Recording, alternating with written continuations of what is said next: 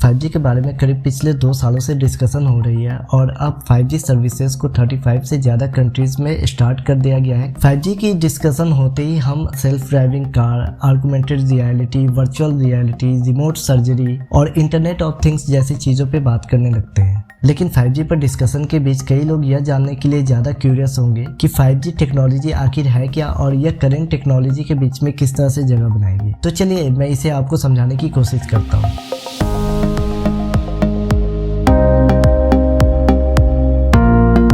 5G mobile network का 5th generation है और ये इम्प्रूव्ड वर्जन है 3G और 4G का। 5G को इस तरह से सोचिए कि ये 4G नेटवर्क के स्पीड से 100 टाइम फास्टर। 4G की तरह ही 5G भी उसी मोबाइल नेटवर्क प्रिंसिपल पर बेस्ड है। 5th जनरेशन की वायरलेस टेक्नोलॉजी में अल्ट्रा लो लेटेंसी यानी कि आपके फोन और नेटवर्क टावर के बीच सिग्नल की स्पीड और 1 Gbps या उससे ज्यादा डेटा स्पीड मिल सकती है, जिसे वायरलेस नेटवर्क की स्पीड और वर्किंग कैपेसिटी को बढ़ाने के लिए डेवलप किया गया है। यह टेक्नोलॉजी डेटा क्वांटिटी को भी बढ़ाती है, जिससे वायरलेस नेटवर्क को ट्रांसमिट किया जा सकता है। 5G 5 टेक्नोलॉजीज के बेस पे काम करती है। मिलीमीटर वेव यानी कि mm wave, small cell, massive MIMO, beam forming, full duplex.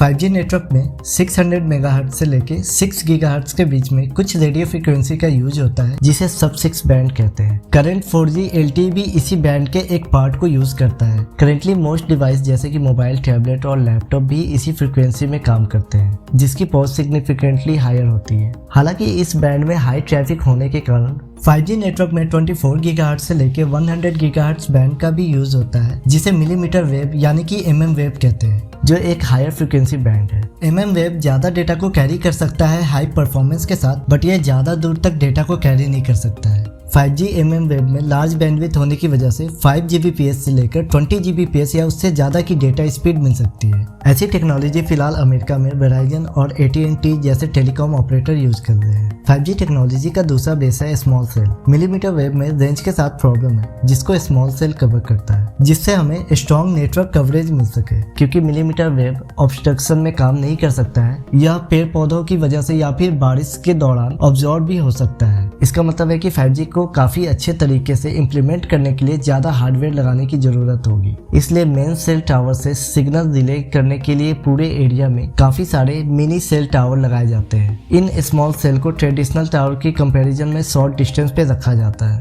जिसे यूजर्स को बिना किसी ऑब्स्ट्रक्शन के 5G सिग्नल मिल सके। 5G टेक्नोलॉजी का नेक्स्ट बेस है मैसिव माइमो यानी कि मल्टीपल इन मल्टीपल आउट। इस टेक्नोलॉजी का यूज कर ट्रैफिक को मैनेज करने के लिए बड़े सेल टावर का यूज किया जाता है। एक रेगुलर सेल टावर जिससे 4G नेटवर्क मिलता है, वो 12 एंटीना के साथ आता है, जो उस एरिया में सेलुलर ट्रैफिक को हैंडल करता है। लेकिन माइमो 100 एंटीना को एक साथ सपोर्ट कर सकता है, जो हेवी ट्रैफिक रहने पर टावर की एफिशिएंसी को बढ़ाता है। 5G mm वेव में माइमो के साथ बीम फॉर्मिंग ट्रिक का भी यूज किया जाता है, जो सिग्नल की क्वालिटी और स्ट्रेंथ को इम्प्रूव करता है। बीम फॉर्मिंग लगातार फ्रीक्वेंसी के कई सारे सोर्स को मॉनिटर कर सकती है। यह इंश्योर करती है कि पार्टिकुलर डेटा सिर्फ एक पार्टिकुलर डायरेक्शन में ही जाए। इसके लिए आपको new 5G phones, tablet, portable hotspot जैसी डिवाइस चाहिए होगा, जो न्यू 5G नेटवर्क के साथ कनेक्ट हो पाए। Full duplex same frequency band में एक साथ डेटा को ट्रांसमिट और रिसीव करने में हेल्प करता है। लैंडलाइन टेलीफोन और शॉर्ट वेव रेडियो में इस तरह की टेक्नोलॉजी का यूज होता है। यह 2-वे स्ट्रीट की तरह है, जो दोनों तरफ से सेम ट्रैफिक को भेजता है। जरा सोचिए, आप फुल HD मूवी डाउनलोड करने गए और 3 सेकंड के अंदर वो डाउनलोड हो गया। सो इतना ही फास्ट होने वाला है 5G network. 5G traffic capacity और नेटवर्क एफिशिएंसी में 20 Gbps की स्पीड देने में कैपेबल है। इसके अलावा mm वेव के साथ आप 1 मिलीसेकंड की लेटेंसी पा सकते हैं, जो इंस्टेंट कनेक्शन एस्टेब्लिश करने और नेटवर्क ट्रैफिक को कम करने में हेल्प करता है। 5G नेटवर्क ऐसी स्पीड देगा जिससे डाउनलोड्स और स्ट्रीमिंग बिना किसी डिले के हो पाएंगे। कार्स एक दूसरे से कम्युनिकेट कर पाएंगे, जिससे एक दूसरे से टकराने से बचे। Augmented reality, virtual reality finally बिना किसी डिले के रियल टाइम रिस्पॉन्स कर पाएंगे,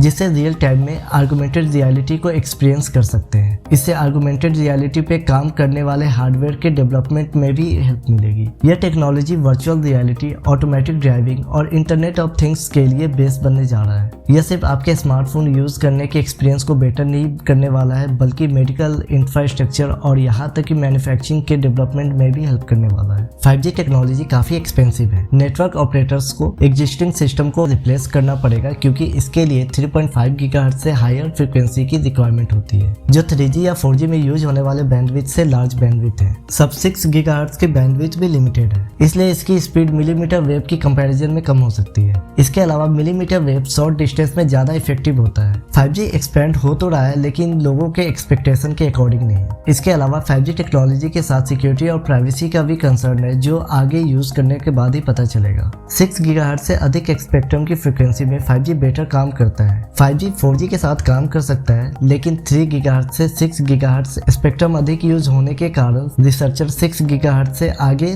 30 गीगाहर्ट्ज से लेके 300 गीगाहर्ट्ज के बीच शॉर्टर MM वेव पर एक्सपेरिमेंट कर रहे हैं। इस तरह के स्पेक्ट्रम का यूज कभी मोबाइल डिवाइस के लिए नहीं किया गया। इस स्पेक्ट्रम में जाने का मतलब है मोबाइल डिवाइस के लिए अधिक बैंडविड्थ मिलना। 5G NR यानी कि न्यू रेडियो और 5G AT&T proprietary LTE advance network यानी कि 4G नेटवर्क पे काम करते हैं, लेकिन ये MM वेव की तरह फास्ट नहीं है, जिसका मतलब है कि 1 Gbps से अधिक की स्पीड के लिए नए हार्डवेयर लगाने होंगे। 5G network based smart city में ऑलमोस्ट सभी चीजें एक दूसरे से कनेक्टेड होंगी। कार, बाइक, ट्रैफिक सिग्नल, ये सब कनेक्ट हो पाएंगे 5G नेटवर्क से। और शायद एक दिन आपके घर के वाईफाई डिवाइस सीधे वायरलेस ISP से कनेक्ट करने के लिए 5G का यूज कर सकता है। 5G के बारे में सेफ्टी कंसर्न सामने आया सेलुलर रेडियो वेव को लेकर। अमेरिका के कुछ सिटी में हेल्थ क्वेश्चन को सामने लाया गया 5G के माइक्रोवेव फ्रीक्वेंसी के यूज को लेकर। 5G नेटवर्क्स के लिए लार्ज नंबर में स्मॉल सेल यानी कि बिग टावर के स्मॉल वर्जन को इंस्टॉल किया जाता है हमारे घर के आसपास जो इलेक्ट्रिसिटी पोल है उन पर। सुनने में ऐसा लगता है कि हमारे आसपास बहुत सारे माइक्रोवेव ओवन के डोर को ओपन करके माउंट कर दिया गया है इलेक्ट्रिसिटी पोल पर। इनफैक्ट माइक्रोवेव कोई नई बात नहीं है। माइक्रोवेव रेडिएशन पहले से ही हमारे आसपास मौजूद है, जैसे कि आपके करंट स्मार्टफोन,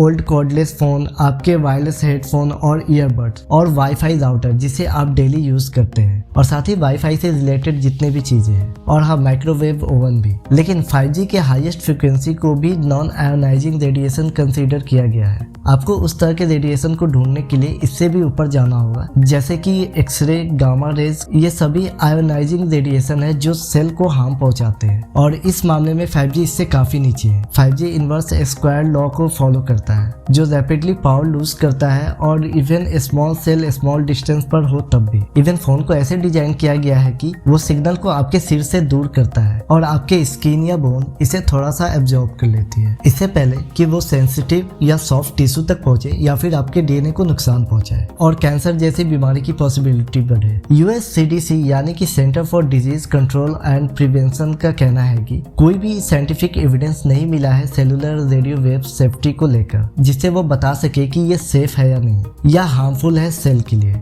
चाहे 3G, 4G या फिर 5G टेक्नोलॉजी की बात करें। सो दोस्तों बस फिलहाल इस वीडियो में इतना ही। अगर आपको ये वीडियो पसंद आई है तो आप इस वीडियो को लाइक कीजिए, शेयर कीजिए और इस चैनल को सब्सक्राइब करना मत भूलिएगा। आपका ये वीडियो देखने के लिए बहुत बहुत धन्यवाद।